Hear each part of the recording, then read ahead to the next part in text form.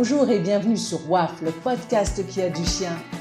Quand on pense aux dangers qui guettent nos chiens, on imagine souvent les accidents, les intoxications ou les maladies classiques. Mais il existe des ennemis bien plus silencieux et insidieux, tapis dans l'herbe, suspendus aux arbres ou bourdonnant dans l'air, les parasites et les insectes venimeux. Certains se faufilent sans bruit sur la peau ou dans le pelage, d'autres attaquent brutalement, par surprise. Et tous peuvent provoquer des conséquences graves, voire mortelles si l'on ne réagit pas à temps. Dans cette chronique, on va s'intéresser aux menaces les plus spectaculaires et souvent sous-estimées, les chenilles processionnaires et les piqûres de frelons, abeilles ou guêpes. Deux types de dangers très différents mais qui ont un point commun. Ils peuvent transformer une simple balade en urgence vitale. Connaître les signes d'alerte, savoir quoi faire ou ne pas faire et surtout apprendre à anticiper, c'est ce qui peut faire toute la différence pour ton compagnon. Alors voyons tout d'abord les chenilles processionnaires, un danger mortel sous-estimé. À première vue, elles semblent inoffensives, avançant en file indienne sur le sol ou nichées bien haut dans les pins. Pourtant, les chenilles processionnaires sont un véritable danger mortel pour nos chiens et leur progression en France ne fait qu'augmenter avec le réchauffement climatique. Le simple fait de les renifler, de les toucher, voire d'ingérer leur poil urticant peut provoquer des réactions extrêmement graves, voire mortelles. Mais qui sont-elles ? Alors les chenilles processionnaires sont les larves de certains papillons nocturnes, notamment la processionnaire du pin et la processionnaire du chêne. Où les trouve-t-on ? Alors la processionnaire du pin se développe surtout sur les pins et les cèdres, principalement dans le sud et l'ouest de la France. Quant à la processionnaire du chêne, elle préfère les forêts de chêne et est en pleine expansion dans toute l'Europe. Mais quand sont-elles dangereuses ? Alors, de l'automne au printemps, elles vivent en nids soyeux accrochés aux arbres. Par contre, au début du printemps, février-avril selon les régions, elles descendent en procession pour s'enterrer et se transformer en chrysalides. C'est lors de cette descente que nos chiens sont les plus exposés. Mais pourquoi est-ce qu'elles sont si dangereuses pour les chiens ? Eh bien, elles possèdent une arme redoutable, des milliers de poils urticants contenant une toxine puissante, la tométopoéine. Les effets des poils urticants sur le chien, contact avec la peau, cela peut provoquer des brûlures, rougeurs ou démangeaisons intenses. En cas de contact avec les muqueuses comme la langue, truffes, yeux, cela peut causer des œdèmes, nécroses et des douleurs extrêmes. S'il y a ingestion, ça peut créer un risque de choc anaphylactique, de nécrose de la langue. Et là, c'est très problématique parce que s'il y a une grosse nécrose de la langue, le chien possiblement peut être empêché de s'alimenter et on sera obligé de pratiquer une euthanasie parce qu'un chien qui ne peut plus s'alimenter est condamné. Enfin, pour ce qui est de l'inhalation des poils, cela peut engendrer des troubles respiratoires qui peuvent conduire à une suffocation. Donc, tu vois que ce qui peut rendre ces chenilles particulièrement vicieuses, c'est que leurs poils restent dangereux même après leur mort et ils peuvent être transportés par le vent. Donc, un chien n'a pas besoin d'avoir touché directement la chenille pour être en danger. Mais quels sont les symptômes d'une intoxication aux chenilles processionnaires ? Alors, si ton chien entre en contact avec ces chenilles, plus ou moins directement, il présente en règle générale des symptômes très rapides. C'est quelques minutes. Alors, les signes d'alerte, tout d'abord, on a une langue gonflée, rouge ou bleuâtre. Puis une bave excessive, hypersalivation intense, parfois teintée de sang. On remarque aussi des démangeaisons violentes du museau, ton chien peut se frotter le museau contre le sol. On remarque des ulcères ou nécroses de la langue, comme on a vu un peu plus avant, et certaines parties peuvent devenir noires et meurent. C'est là que c'est problématique. Enfin, on peut remarquer des difficultés à respirer, ou bien un œdème facial et un gonflement des babines. Pour terminer, un abattement, une fièvre et des vomissements. Un seul de ces symptômes doit alerter. Il faut réagir immédiatement. Alors, que faire si ton chien est touché ? Les premiers secours. Si ton chien a été en contact plus ou moins directement avec une chenille processionnaire, chaque seconde compte. Les réflexes immédiats, tout d'abord l'éloignement de ton chien des chenilles ou de la zone dangereuse. Ne touche surtout pas la zone contaminée à main nue parce que les poivres peuvent aussi t'affecter. Je t'en parlerai un peu plus loin.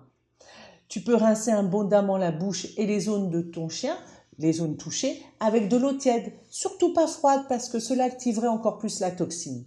Tu veilles bien à ce que ton chien n'en avale pas, car l'ingestion d'eau contaminée par les poils urticants pourrait aggraver la situation en diffusant la toxine dans son organisme.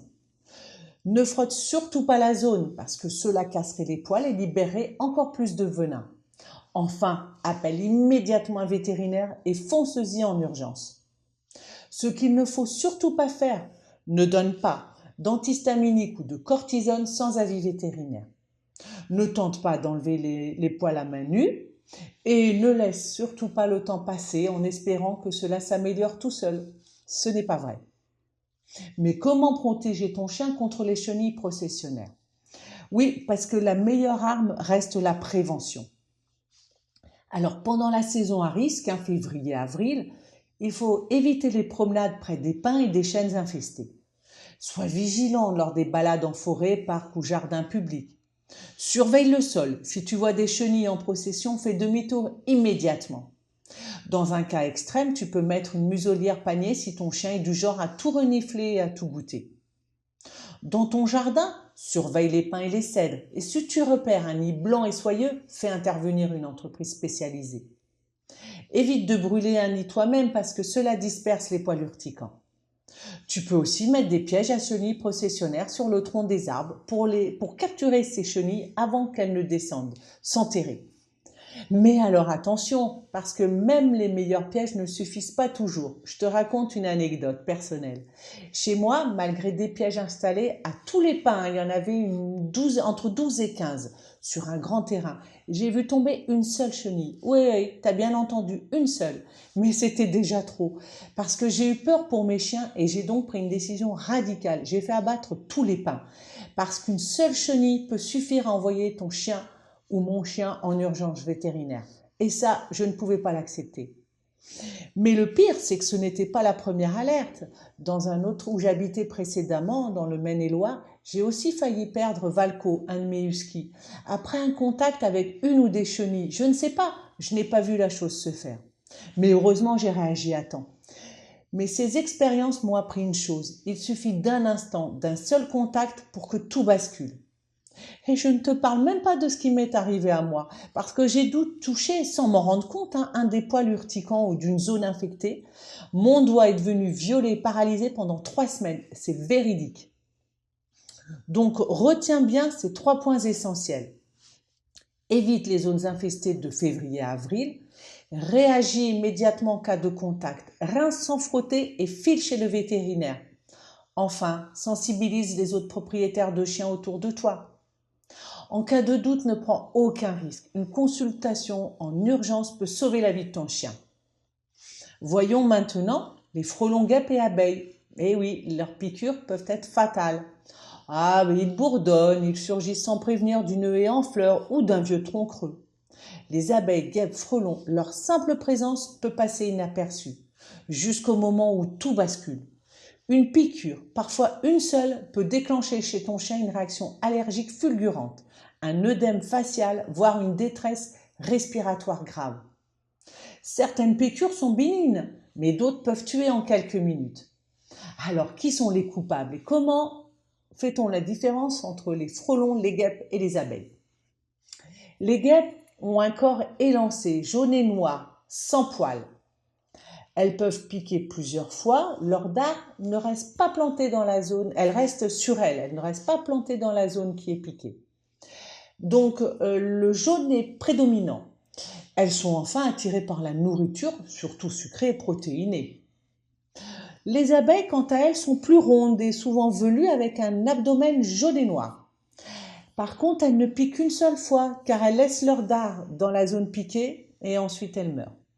Elles sont souvent moins agressives et elles piquent uniquement en cas de menace. Voyons maintenant les frelons, qui sont plus gros que les guêpes. Ils peuvent faire jusqu'à 5 cm pour le frelon asiatique. Ils piquent beaucoup plus douloureusement et ils injectent plus de venin.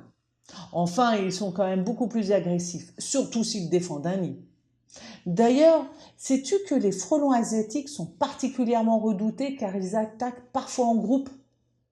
Et les piqûres de plusieurs insectes en même temps peuvent provoquer un empoisonnement grave. Mais pourquoi ces piqûres sont dangereuses pour nos chiens? Les chiens sont particulièrement vulnérables pour plusieurs raisons. Déjà, la première, c'est parce qu'ils reniflent et explorent avec leurs truffes, ce qui les expose aux piqûres faciales. Enfin, leur réaction immunitaire est imprévisible. Certains chiens ne réagissent presque pas, tandis que d'autres développent des chocs allergiques violents. Et puis, pour terminer, une piqûre dans la gueule ou la gorge peut provoquer un gonflement et une asphyxie, un œdème de quinque par exemple. Mais quels sont les effets des piqûres d'insectes sur le chien? Alors, en cas de réaction locale, on va avoir un gonflement, une douleur, une rougeur. Pour une réaction allergique modérée, on va remarquer des démangeaisons, plaques, œdème modéré. On peut aussi avoir un choc anaphylactique, et là c'est une urgence absolue qui va entraîner une détresse respiratoire, des vomissements et un collapsus. Pour le cas de piqûres multiples, on risque un empoisonnement par accumulation du venin. Mais quels sont les symptômes d'une piqûre d'insecte chez le chien? Alors, dans le cas d'une réaction normale, les signes sont un gonflement localisé sur la patte, la truffe, les babines, des démangeaisons modérées et peut-être un léger abattement passager. Pour ce qui est des signes d'une réaction allergique sévère, on va voir un gonflement important du museau, des yeux ou du cou, une difficulté à respirer, un halètement rapide. On peut aussi remarquer une hypersalivation et des vomissements. Enfin, un abattement soudain, voire une perte de connaissance. Donc, beaucoup plus grave, quels sont les signes en cas d'un choc anaphylactique? Et c'est donc encore une fois une urgence vétérinaire immédiate.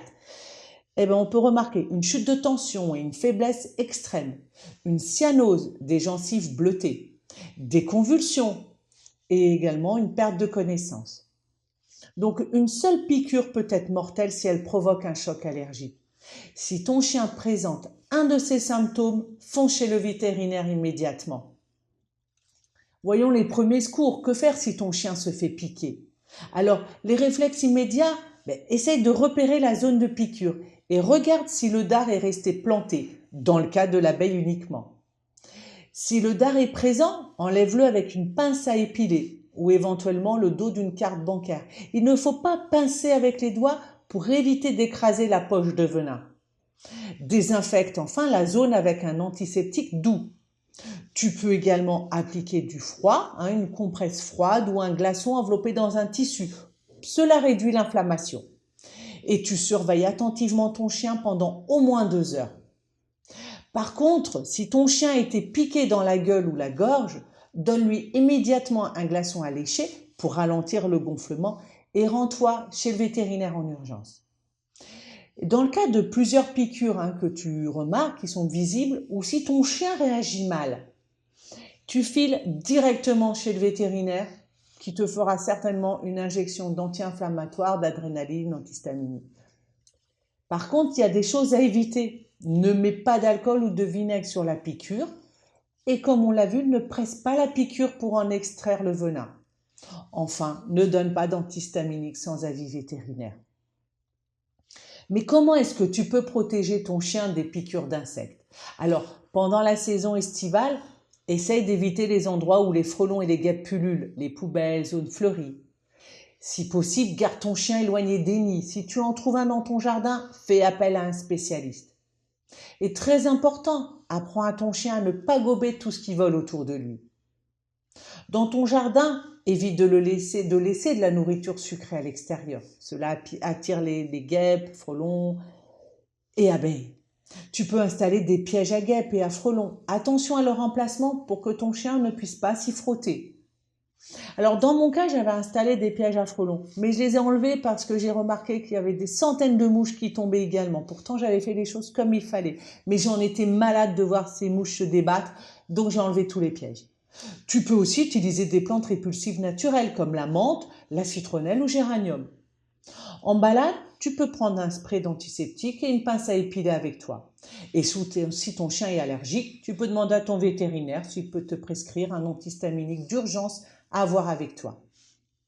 Alors, retiens bien ces 3 points essentiels. Évite les zones infestées et protège ton chien. S'il y a piqûre, enlève le dard, applique du froid et surveille. Enlève le dard si le dard est là, évidemment. Et au moindre signe de réaction grave, direction le vétérinaire immédiatement. En cas de doute, mieux vaut consulter rapidement que de risquer une aggravation. Je te remercie d'avoir écouté cette chronique dédiée aux dangers invisibles qui peuvent mettre nos chiens en péril. Chenilles, processionnaires, frelons, guêpes, abeilles, autant de menaces que l'on croise souvent sans y prêter attention. Et pourtant, une simple rencontre peut suffire à déclencher une urgence vitale. Anticiper, observer, réagir, ce sont les 3 piliers de la protection. Ton chien compte sur toi pour être son meilleur allié. Et ce n'est pas terminé. Dans la prochaine chronique, on ira plus loin en explorant les parasites du quotidien, tiques, puces, aoutas, souvent moins visibles mais tout aussi redoutables. Une question, une suggestion, une expérience à partager? Écris-moi à contact@waf.dog. Ton avis est précieux. Si cette chronique t'a plu, laisse une note et un commentaire pour aider d'autres passionnés à découvrir WAF. Et bien sûr, abonne-toi pour ne manquer aucun des futurs épisodes. À très vite et d'ici là, prends soin de toi et de ton chien. Je te remercie d'avoir écouté cet épisode de WAF et j'espère que tu y as pris beaucoup de plaisir. Si tu as aimé, laisse un avis et n'hésite pas à partager le podcast avec tes amis ou d'autres passionnés de chiens. Pense aussi à t'abonner pour ne manquer aucun des prochains épisodes remplis d'histoires captivantes et de conseils pratiques. Et bien sûr, un petit clin d'œil à tous nos chiens qui enrichissent nos vies de 1001 façons. À la semaine prochaine pour de nouvelles aventures canines sur WAF.